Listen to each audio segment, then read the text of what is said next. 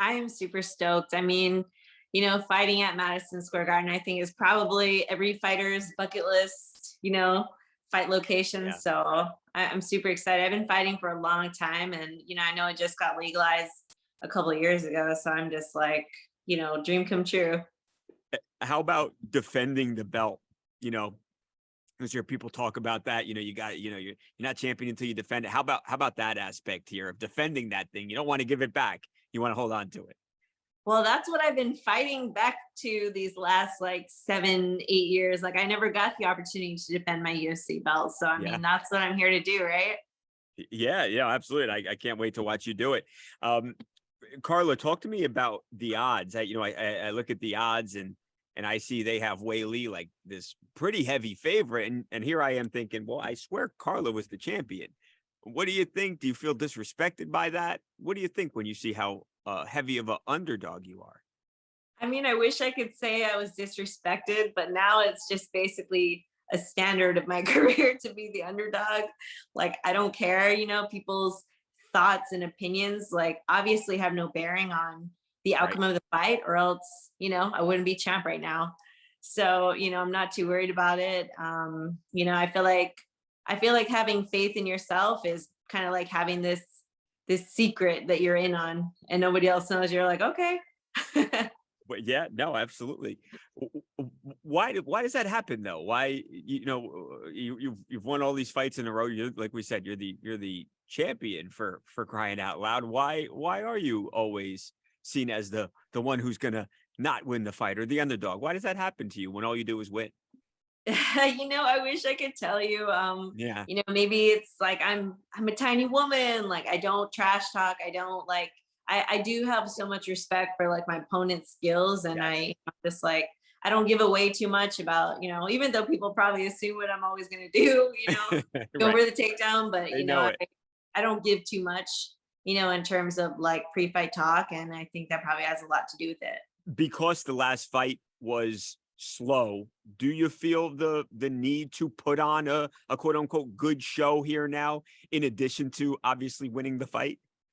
I mean, there's definitely like that pressure. Not, like that's what people want. You don't want to Yeah. be known as that fighter, like, oh, snooze fest. Right. Right. So, but I mean, I'm not lacking of, fight bonuses. I've obviously, been able to put on an exciting fight. And I plan to put Yes, on you an have. exciting fight, but sometimes you can't control like what happens in there. You can't get so wild that, you're exposing yourself to get knocked Right. out with, like a sharpshooter like Rose. Right.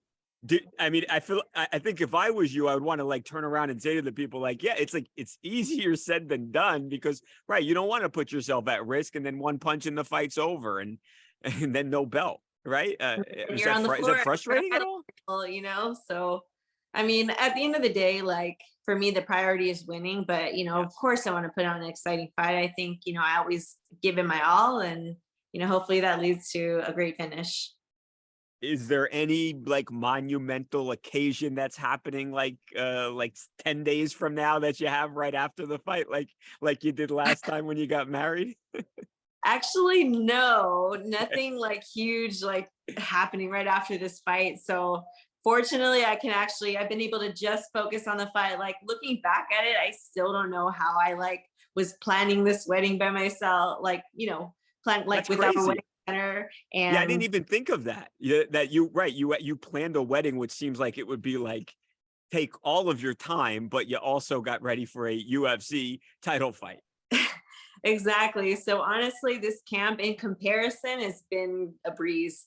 I'm just like, oh, I'm so like relaxed now. Life is so easy. Like once you go through wedding planning and a fight camp for a title, Right. everything else is easy in comparison. Yeah. Last thing for you, and thanks so much, Carla.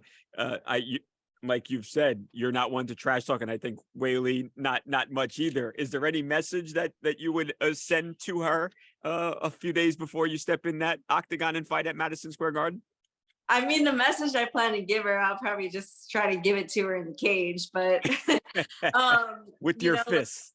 yeah, I just saw an interview or, like pre-fight interview where I think she was like, I'm gonna like crush her like Oh, with wrestling, with on the ground with my strength. And I'm like, oh, okay.